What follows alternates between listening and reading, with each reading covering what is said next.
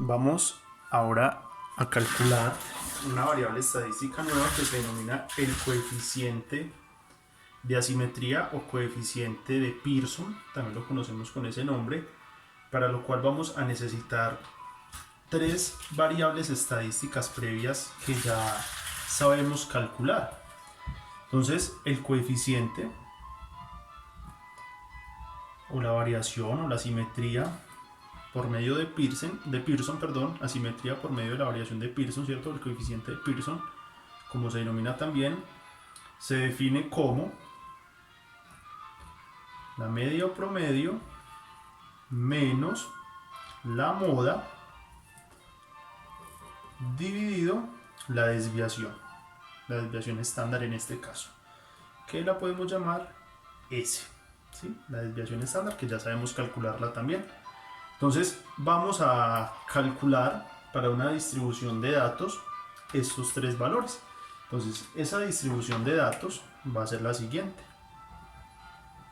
Los datos determinados voy a definirlos de la siguiente manera: 5, 6, 7, 8 y 6. Bueno, ¿cuántos datos tengo acá? 1, 2, 3, 4, 5. Listo. Entonces, eso quiere decir que el n, o la cantidad de datos, ¿cierto?, van a ser 6.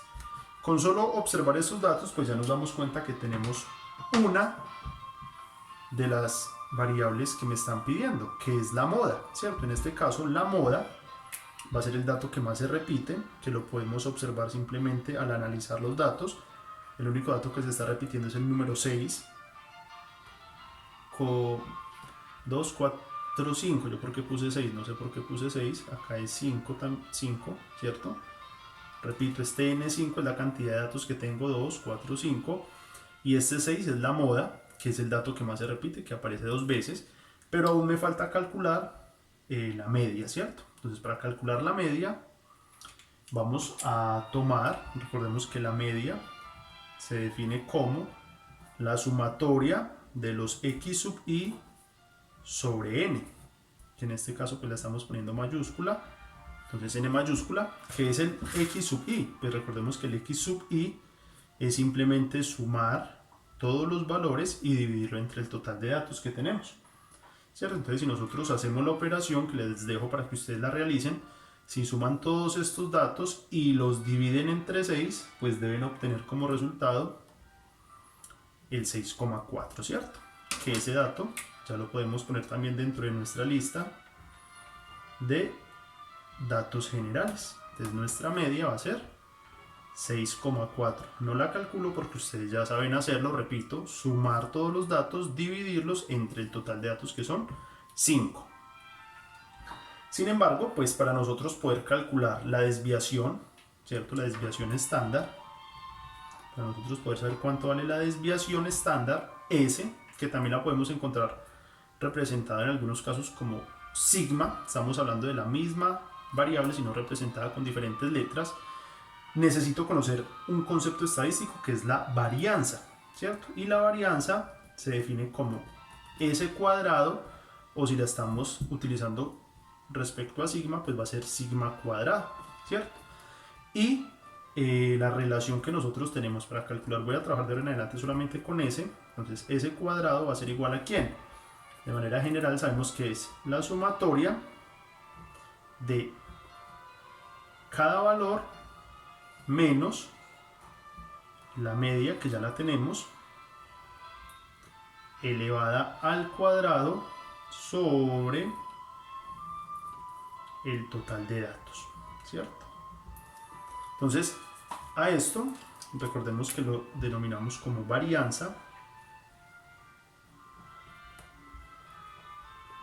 La varianza me va a servir para calcular la desviación. Entonces, la varianza de nuestro ejemplo particular va a ser igual a ¿quién? Voy a poner en un primer momento todos los datos y ustedes hacen las operaciones. Vamos a decir el primer dato es 5 menos la media, que es 6,4, y este dato lo elevamos al cuadrado.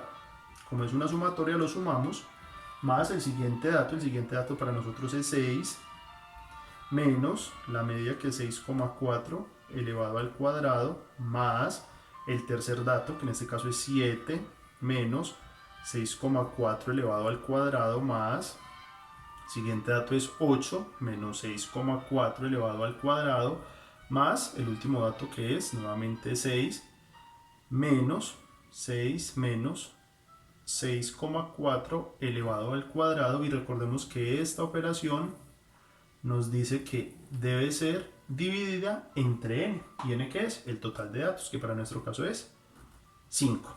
Bueno, al realizar estas operaciones, que se las voy a dejar a ustedes planteadas, pueden demostrarlo. Entonces realizamos las operaciones y vamos a obtener que S cuadrada, o la varianza, va a ser igual ¿a quién? Vamos a verificarlo.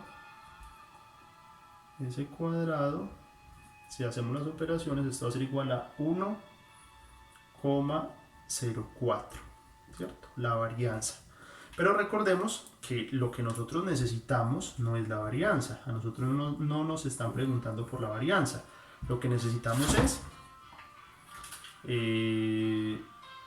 lo que nosotros necesitamos es la desviación, ¿cierto? La desviación, y la desviación es S. Entonces voy a copiarlo acá. Esta es la desviación. Pero para nosotros poder calcular la desviación necesitábamos la varianza.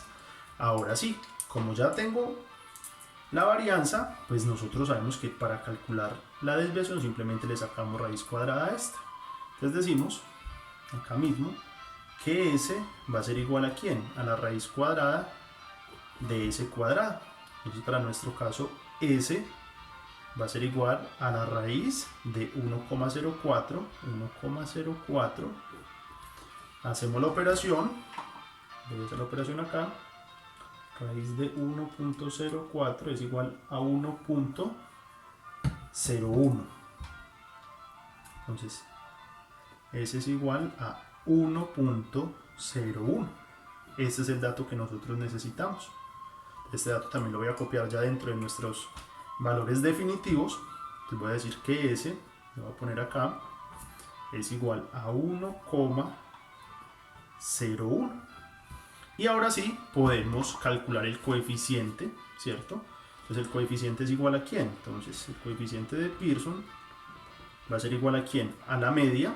Entonces la media para nosotros vale 6,4 menos la moda, menos 6, dividido nuestra desviación, que nuestra desviación es de 1,01.